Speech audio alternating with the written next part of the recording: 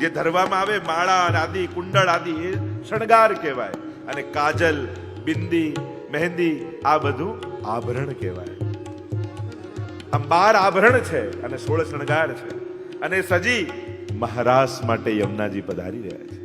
ગોપીજનો લઈને યમુનાજીને પધાર્યા છે. મહારાસ થયો છે ઠાકોરજી સાથે. કિંકણીઓના શોર નુપુરને નાદે, કિંકણીના શોર થાય ઘુઘરીને ગમતે.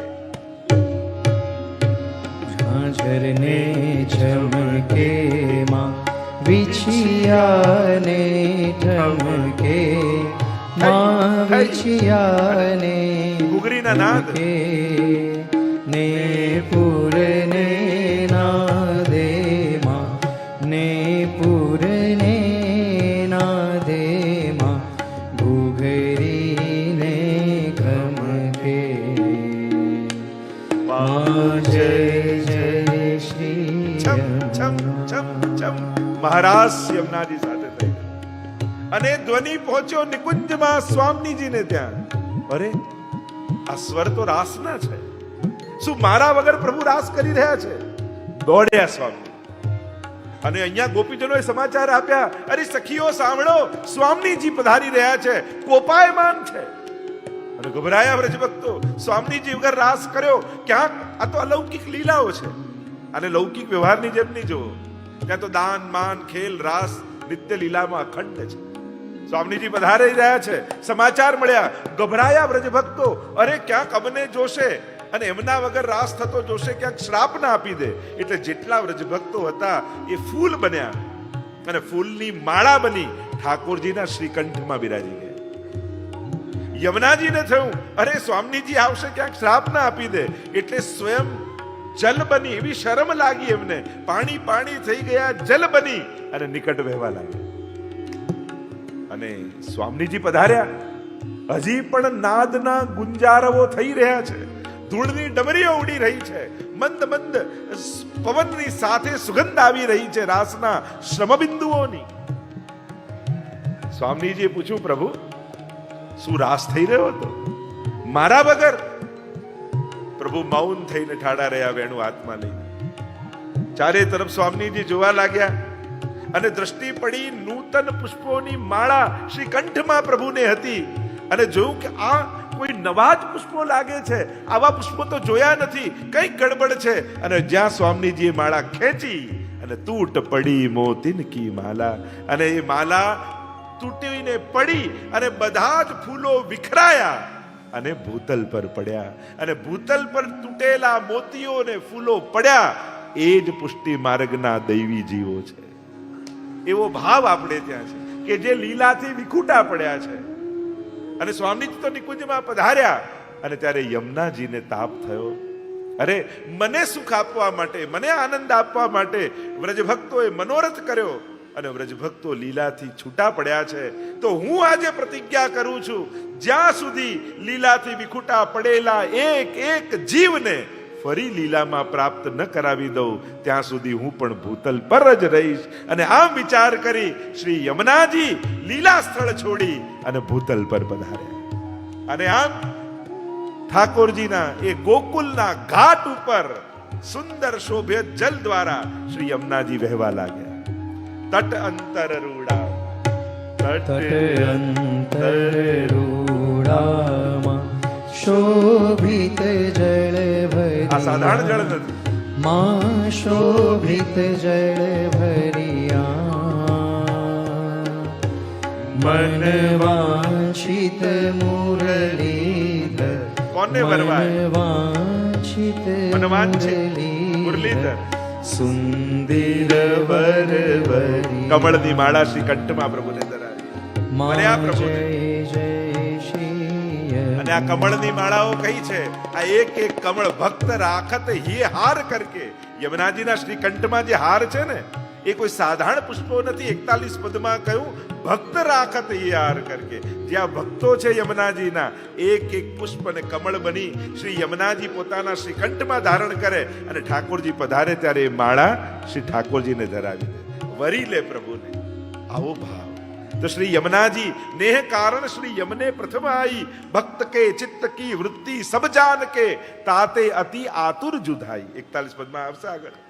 અને એટલા માટે શ્રી યમુનાજી તો સબન કો સુખ દેન, આ પ્રત્યેક દૈવી જીવોને એ પરમ સુખનું દાન કરવા માટે શ્રી યમુનાજી ભૂતલ પર પધાર્યા.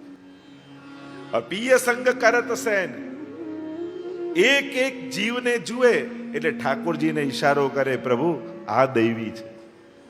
અને ઠાકોરજીને ઈશારો કરે તો ઠાકોરજી શ્રી મહાપ્રભુજીને કહે, સંકેત કરે. અને મહાપ્રભુજી એ જીવનો ભૂવી ભક્તિ પ્રચારૈક દૈવોદ્ધાર પ્રયત આત્મને નમઃ મહાપ્રભુજીનું નામ છે. અને શ્રી મહાપ્રભુજી એક એક દૈવી જીવને શોધી અને એને ભગવત સંબંધ કરાવે. અને જ્યાં જીવનો બ્રહ્મ સંબંધ થાય તો આગળના પદમાં આવશે, ब्रह्म संबंध जब होत या जीव को तब ही इनकी भुजा वाम फरके, दौर कर शोर कर जाय पिय सो कहे अति ही आनंद मन में जुहरखे. સૌથી વધારે હરખ જ્યારે જીવને બ્રહ્મ સંબંધ થાય ને ત્યારે યમુનાજીને થાય કે જો મારે કારણે લીલાથી જે વિખૂટો પડ્યો હતો એ ફરી લીલામાં આવવા તૈયાર થઈ ગયો છે. તો સબન કો સુખ દેન પિય સંગ કરત સેન અર ચિત્ત में तब परत चैन जब ही बोले. અને ત્યારે ચિત્તમાં એ શાંતિનો અનુભવ થાય. અને અહીંયા એક એક પદની ટૂંકમાં અનુભવ કરે. અતિ ही વિખ્યાત સબ બાત ઇનકે હાથ. હરિરાયજી કહે પ્રભુનો યશ ચારે તરફ ફેલાયેલો છે, તો શ્રી યમુનાજીનો પણ યશ અતિ ही વિખ્યાત. પ્રભુના ષટધર્મો છે ને, ઐશ્વર્ય વીર્ય યશસ્વી જ્ઞાન વૈરાગ્ય, એ 6 ધર્મો શ્રી યમુનાજીમાં વિદ્યમાન છે. એની ચર્ચા આગળ જેમ જેમ જતા જઈશું એમ કરતા જઈશું. તો અતિ ही વિખ્યાત તો યશ ધર્મ પ્રભુનો છે. તો યમુનાજી પણ ભુવમ ભુવન પાવની યા ધ્રુવ પરાશરાભિષ્ટ દે યા શિવ વિરંચ દે વસ્તુતે, 14 લોકને પાવન કરનારા છે એવા શ્રી યમુનાજી છે. મોટા મોટા દેવો દ્વારા ગવાયેલા છે. સબ બાત ઇનકે હાથ और नाम लेत ही कृपा કરી અતોલે. બધી જ પુષ્ટિ ભક્તોની જીવનની વાત એમના હાથમાં છે. આ પુષ્ટિ ભક્ત કોને વિનંતી કરે તો કે યમુનાજી, ક્યોંકि सब बात इनके हाथ. અતિ ही વિખ્યાત યમુનાજીના હાથમાં સઘળી વાત છે. એટલે કે જીવનો મનોરથ, જો આપણે ત્યાં પ્રભુ સંબંધી મનોરથો સીધા પ્રભુ પાસે જઈને નથી કહેવાતા. મનોરથ પૂરા કરવા હોય તો પુષ્ટિ ભક્તિનો એક વિવેક છે. સૌથી પહેલા પ્રભુને જે પ્રિય છે એવા લીલા પરિકરને વિનંતી કરાય.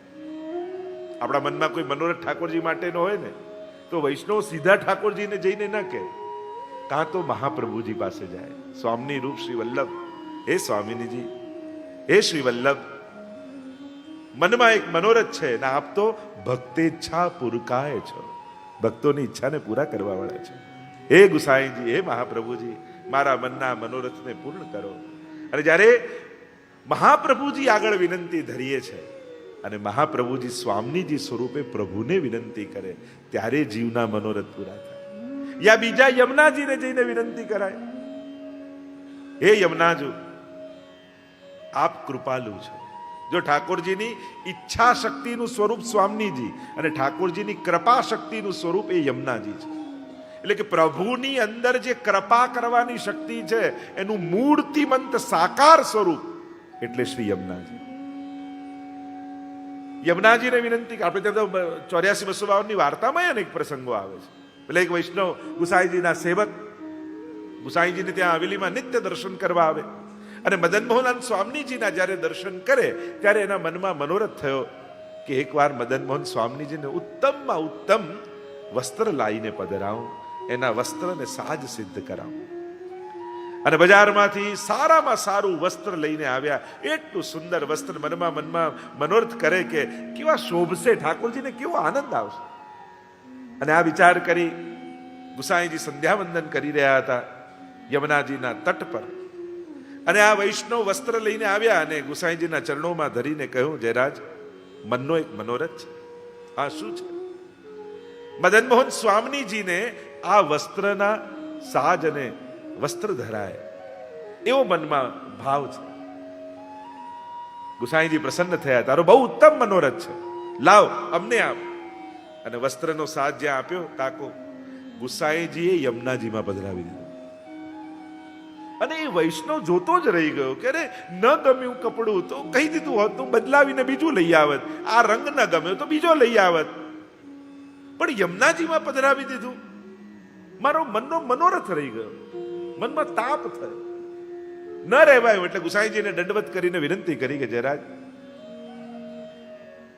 મારા મનમાં મનોરથ હતો કે આ કપડાનું સુંદર વસ્ત્ર ને સાજ ઠાકોરજીના થાય, અને આપે યમુનાજીમાં પધરાવી દીધું. ત્યારે ગુસાઈજીને થયું, આ હજી યમુનાજીના સ્વરૂપને જાણતો નથી. એમ કર વૈષ્ણવ, તું યમુનાજીમાં ડૂબકી લગાવ હમણાં. જયરાજ હમણાં ક્યાં, હું તને આજ્ઞા કરું છું, હમણાં ને હમણાં યમુનાજીમાં ડૂબકી લગાવ. અને જ્યાં યમુનાજીમાં ડૂબકી લગાવી ત્યાં ભીતર ભીતર ભીતર ભીતર ભીતર ભીતર ભીતર છેક નીચે સુધી પહોંચ્યા. અને જ્યાં આંખ ખોલીને જુએ તો સુંદર રત્ન જડિત પુંજ નિકુંજો દેખાય. દ્વારની ભીતર પ્રવેશ કરી ગયા. અનેક પ્રકારની નિકુંજો આવતી ગઈ, માણેકની, નીલમની, પોખરની. અને ભીતર જતા જતા જતા છેક જ્યારે અંદર પહોંચ્યા ત્યાં સુંદર સુવર્ણનું રત્ન જડિત સિંહાસન હતું. મદન મોહનલાલ અને સ્વામીજી યુગલ સ્વરૂપે ત્યાં બિરાજ્યા હતા. અનેક ગોપીજનો આસપાસ ઠાડા છે, કોઈ ચમર ઢુરાવે છે, કોઈ મોરછલ કરે છે, કોઈ પંખો કરે છે, કોઈ બીડું આરોગાવે છે. અને જ્યાં પેલા વૈષ્ણવે ધ્યાનથી જોયું તો જે વસ્ત્ર એને પધરાવ્યું હતું એ જ વસ્ત્રના સાજ અને વસ્ત્ર ધારણ કરી ઠાકોરજી, સ્વામીજી અને સમસ્ત ગોપીજનો બિરાજમાન છે. અવાક બનીને જોવા લાગ્યા. અરે મેં તો મારી આંખે જોયું કે યમુનાજીમાં પધરાવી દીધું. યમુનાજીમાં ગુસાઈજીએ પધરાવ્યું નથી, યમુનાજીને આપ્યું છે કે આપ સિદ્ધ કરીને સર્વ સ્વરૂપોને ધરાવો. અને આ જોતાની સાથે જ અશ્રુપાત થવા લાગ્યા. અરે ગુસાઈજીએ કેવી કૃપા કરી, મારો મનોરથ યમુનાજીના હસ્તે સિદ્ધ કરાવ્યો. જો મનોરથ પૂરો થાય એ તો મહત્વનું છે, પણ કોના હાથે પૂરો થાય ને એ વધારે મહત્વનું છે. એટલે આપણે ત્યાં એક પ્રકાર પુષ્ટિ માર્ગમાં રહ્યો, કોઈ ઠાકોરજીના શણગાર પણ કરાવીએ તો એક ભાવ થાય, જે આપ જ્યારે પધારો ત્યારે આપના હાથે ધરાવવું છે. આવો એક ભાવ થાય ને કે જ્યારે બેઠકજીમાં જે આપ સાથે હો તો આપના હાથે. આપણે ત્યાં એક વિવેક છે, એક પ્રકાર છે. અન્નકૂટ પણ કર્યો હોય તો જો વલ્લભકુલ બિરાય એમના હાથે આરતી કરાવી, એ કાની આપવા પધારે. આ એક વૈષ્ણવનો ભાવ, આ એક વૈષ્ણવી પરંપરા રહેલી છે. વસ્તુની ઉત્તમતા કરતા માધ્યમની ઉત્તમતાનો વિચાર આપણે કરીએ છીએ. કોના થકી પ્રભુને અંગીકાર કરાવો છો એની મહત્તા વધારે છે એના કરતા કે આ વસ્તુ કેટલી મહત્વની છે. પ્રભુ વસ્તુ કરતા પણ હાથને પહેલા જુએ છે કે કયા હાથથી ધરાય છે, કોણ ધરી રહ્યું છે. આ વૈષ્ણવી વિવેક છે. તો યમુનાજી સર્વ મનોરથોને સિદ્ધ કરાય છે. એટલે જ કહ્યું અતિ વિખ્યાત ઓર સબ બાત ઇનકે હાથ. આપણા સકલ મનોરથોને સિદ્ધ કરવાની સઘળી સામર્થ્ય શ્રી ઠાકોરજીએ યમુનાજીને આપ્યું છે. એટલે જ્યારે યમુનાજીને તમે વિનંતી કરશો ત્યારે યમુનાજી તમારા મનોરથોને પૂરા કરશે.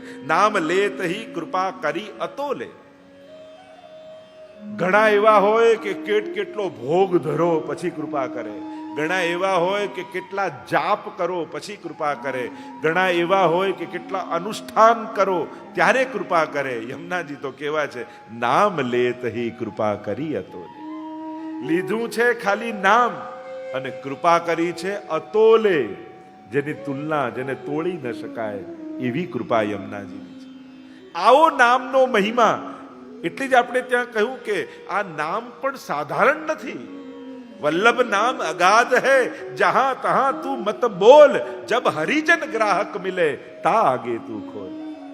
આ બધા નામો જે ભગવત નામો છે સાધારણ નથી. એનો મહિમા આપણે ન્યૂન્ય કરીને જાણીએ છીએ, પણ આપણે ન જાણવાને કારણે એની મહત્તા ઘટી નથી જતી. કોઈ અણમોલ રત્ન હીરો હોય, તમે એની કિંમત ન જાણતા હોય એને કારણે એ સસ્તો થઈ જતો નથી. તમારું અલ્પ જ્ઞાન છે. એમ યમુનાજીનું નામ લેત હી કૃપા કરી અતોલે. એવા વાર્તા સાહિત્યમાં શ્રીનાથજી પ્રાગટ્યની વાર્તામાં પણ આવે છે કે જ્યારે એક વહુ અને પરણીને આવી સાસુને ત્યાં, અને હજી તો આવી જ હતી એટલામાં એના ઘરની ભેંસ ચોરાઈ ગઈ. જો પ્રભુ જ્યારે શ્રીનાથજી સ્વરૂપે પ્રગટ થયા બ્રજમાં, તો જેવી સારસ્વત કલ્પમાં લીલા કરી એવી જ લીલાઓ બધી કરી. અને ચોરાઈ ગઈ તો સાસુ તો સંભળાવા લાગે કે આ બહુ જ અપસુકન છે, અપસુકન્યાર છે. આવીને જોને અમારે દૂધ આવતું એ ભેંસ જ ગઈ. અને એવો તાપ થયો, એને સાંભળ્યું કે આ ગિરિરાજજી ઉપર દેવ દમન શ્રીનાથજી પ્રગટ થયા છે. અને વિનંતી કરી કે હે દેવ, હે પ્રભુ, આપ જો આ મારા મનોરથને પૂરો નહીં કરો અને આપ પૂરો કરશો તો રોજ 1.25 શેર માખણ આપને આરોગાવીશ. અને ઠાકોરજીને તો ચટપટી લાગી. ગોતી ભેંસ અને કાન પકડીને લાવી અને વહુના આંગણે બાંધી ગયા ઠાકોરજી. તો ત્યારે એના પૂર્વ જન્મની કથા આવે છે કે આ વહુ હતી કોણ? તો કે દ્વારિકા લીલામાં વિમલા સખીની આ સખી છે, દાસી બનીને સેવા કરે છે. એકવાર ઠાકોરજી રૂક્ષ્મણીજી આગળ વ્રજલીલાના પ્રસંગો કહી રહ્યા છે અને આ દ્વારની પાછળ ઊભી રહીને સાંભળી રહી છે. અને સાંભળતા સાંભળતા એના મનમાં એવી ચટપટી લાગી, અરે વ્રજમાં પ્રભુ કેવી સુંદર સુંદર લીલા કરે છે. અને મનમાં હવે વ્રજ લીલાનું જ અનુસંધાન રહેવા લાગ્યું, ઉદાસ રહેવા લાગ્યું. પ્રભુની દ્રષ્ટિ એના પર પડી કે તું ઉદાસ કેમ છે? ત્યારે વિનંતી કરી કે પ્રભુ, મનમાં મનોરથ છે કે વ્રજ લીલાનો અનુભવ કરવો છે. અને ત્યારે ઠાકોરજીએ કહ્યું, તું યમુનાજીનું આરાધન કર, અને યમુનાજીનું આરાધન કરીશ તો તારો વ્રજમાં જન્મ થશે અને વ્રજ લીલાનો તને અનુભવ થશે. અને ખૂબ યમુનાજીનું નામ લેવા લાગી અને યમુનાજીની કૃપાથી એ દ્વારિકા લીલાની સખી વ્રજમાં આ વહુ બનીને જન્મ થયો. તો યમુનાજીની આ મહત્તા છે. નામ લે તહી કૃપા કરી અતોલે. નામ નાનું છે, કૃપા અતુલ્ય છે, જેને તોલી ન શકાય યા જેની તુલના ન થઈ શકે. જો પ્રભુ સંબંધી વસ્તુને તોલવાની ન હોય, એની પ્રાઇઝ ન જોવાય. કારણ કે સાધારણ પ્રભુ સેવામાં વપરાતી બુહારી પણ સાધારણ નથી. પ્રભુ સંબંધી કોઈ પણ વસ્તુને તોલાય નહીં, એને કમ્પેર ન કરાય, એની કિંમત ન જોવાય, એની મહત્તાનો વિચાર કરાય. કારણ એ બધી જ વસ્તુઓ ભાવાત્મક છે. અને ભાવાત્મક તત્વો, ભાવાત્મક વસ્તુઓની પ્રાઇઝ નથી હોતી, એની કિંમત ન હોય, એની વેલ્યુ વિચાર, અને આની મહત્તા શું છે. એટલા માટે અહીંયા કૃપા કરી અતોલે. બે વસ્તુ થાય, એક તો જેને તોલી ન શકાય યા જેની તુલના ન થઈ શકે એવી કૃપા શ્રી યમુનાજી કરે છે. અને એવા તો અનેકવિધ પ્રસંગો શ્રી યમુનાજીના ચરિત્રમાં આવે છે કે યમુનાજી કેવી કૃપા જીવ પર કરી રહ્યા છે. અને આગળ કહ્યું, દરસ કર પરસ કર ધ્યાન હિ અમે ધરે અને સદા વ્રજનાથ ઇન સંગ ડોલે. યમુનાજીનું નામનો મહિમા તો કહ્યું, અને આગળ જો યમુનાજીનું અનેક પ્રકારથી સેવન થાય, અનેક પ્રકારથી યમુનાજીના શરણે જવાય. એક નામના શરણે. બીજું કહું, દરસ કર, જેણે યમુનાજીના દર્શન કર્યા, સાક્ષાત જેણે યમુનાજી એ જલ રૂપે કર્યા, લોટી રૂપે કર્યા, સ્વરૂપ રૂપે કર્યા, કે વહેતા કલકલ યમુનાજીને નિરખીને આવ્યા. દરસ કર. બીજું કહું, પરસ કર, અને એમાં પણ જે બળભાગી હોય એને યમુનાજીને સ્પર્શ કરવાનું સુખ મળે. અને યમુનાજીને આપણે પણ લોટી ઉત્સવ કરીએ, લોટી જે ખોલીએ ને હાથમાં જલ લઈએ ને, એ જલ સાધારણ નથી યમુનાજીનું. એ સમસ્ત બ્રજમાં થતી લીલાઓનો રસ છે, જે આજે પણ થઈ રહી છે. એટલે કે કોઈને યમુના પાન કરાવો ને તો એને આખી વ્રજયાત્રા કરાયનું પુણ્ય બરાબર છે. એટલે સૌરાષ્ટ્રમાં અને લોટી ઉત્સવનો વિશેષ મહિમા છે કે બધાને યમુના પાન કરાવો, યમુના પાન કરાવો. આ પાનનો મહિમા કેમ છે? આ પાન કરાવવાનો મહિમા એ છે કે એને આખી વ્રજયાત્રા કરાયનું પુણ્ય બરાબર છે. દરસ કર પરસ કર ઓર ધ્યાન હિ અમે ધરે. અને બીજું કાંઈ ન થાય તો આંખ બંધ કરી શ્રી યમુનાજીનું સ્મરણ કરી. આ ત્રણેય દ્વારા યા નામ મુખમાં આવે તો એનાથી ઉત્તમ કાંઈ નથી, પણ ગમે તેના મુખમાં ભગવદ નામ આવી શકતું નથી. તમે એમ વિચાર કરો ને, એ તો ગમે ત્યારે ટાઈમ મળે છે ત્યારે મારા માળા ફેરવી લઈશ. તમારા ટાઈમે માળા ફરતી નથી. ઠાકોરજીએ જે ટાઈમ નક્કી કર્યો હોય ત્યારે જ ફરી શકે છે. બાકી આ 84 લાખ યોનિના ચક્કરમાં આપણે એવા ફરીએ છે કે આપણા સમયે માળા ફરશે એવી કલ્પનામાં રહેતા નહીં. ઘણા લોકો બીજે કાંઈ નહીં તો છેલ્લી ઘડીએ ભગવત નામ લઈએ તોય ઉદ્ધાર થઈ જાય, પણ છેલ્લી ઘડીએ ભગવાન યાદ આવવા એ સહેલા નથી. એક માજી મરતા હતા એટલે બધાએ કહ્યું કે રામ નામ બોલો, રામ નામ બોલો. તે એટલું બોલીને ગુજરી ગયા કે તું જો કહત હૈ સો નાહી નિકસત હૈ, આટલું બોલીને ગુજરી ગયા, પણ રામ ન નીકળ્યું. કે તું જે કહે છે ને નીકળતું નથી, એટલું બોલીને ગયા. ભગવત નામ મુખમાં આવું સરળ નથી. એટલે આ જો કલ્પનામાં હોય ને એ તો ટાઈમ મળશે ત્યારે સેવા કરી લઈશું, એ તો ટાઈમ બધો સેટ થઈ જશે ત્યારે માળા કરી લઈશું, ત્યારે પાઠ કરી લઈશું, આ તમારી કલ્પના છે. ભગવદ નામ તમારા ટાઈમે તમારા મુખમાં નથી આવી શકતું. એ જ્યારે એણે અનુકૂળતા ગોઠવી હોય ને, જો તમારા જીવનમાં, ને એક વસ્તુ યાદ રાખો, બધું ભેગું ભેગું જ થતું હોય. પહેલા કામમાંથી ફ્રી થઈ જાઉં પછી કરીશ ને આટલા વર્ષ પછી રિટાયર્ડ થઈને કરીશ. ફ્રી વ્યક્તિ ક્યારે કાંઈ ન કરી શકે, બિઝી વ્યક્તિ બધું જ કરી શકે.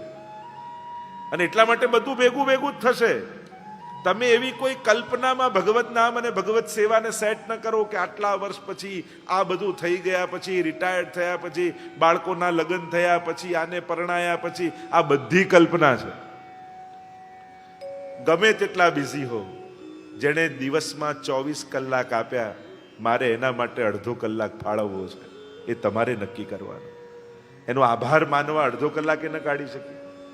જો ટાઈમ ઘડિયાળમાં જતો હોય ને, આપણે લાગે ઘડિયાળમાં કલાક ગયો, ઘડિયાળમાં નથી ગયો, તારા જીવનનો કલાક જતો રહ્યો.